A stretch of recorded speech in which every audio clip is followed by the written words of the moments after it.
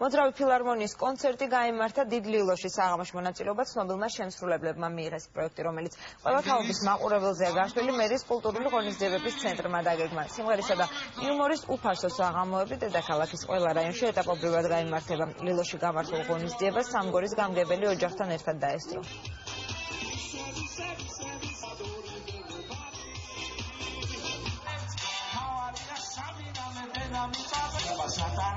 ისეთი მსახიობები გამოდიან, რომლებიც ნებისმიერი ქართველისთვის არის საყვარელი და პატივსაცემი.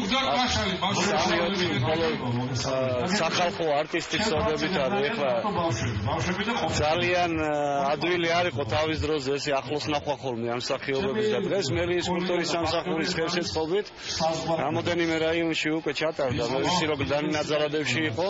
ეს მეორე არის სამგორი და შემდეგ ისანი და იმედი მაქვს რომ გაგრძელდება და თეთრილის მოიცვა. ხანია ლილოში არაფერი არ ჩატარებულა და ფილმში ხარო ჩვენი საყვარელი მომღერლები მონაწილეობენ და ასევე პირადად დაგვინახია რა თქმა უნდა ძალიან გავუხარდა პირველ რიგში ამიტომ მეორე იმიტომ რომ ჩვენი საყვარელი სიმღერებს ახსოვე ჩვენი საყვარელი მომღერლები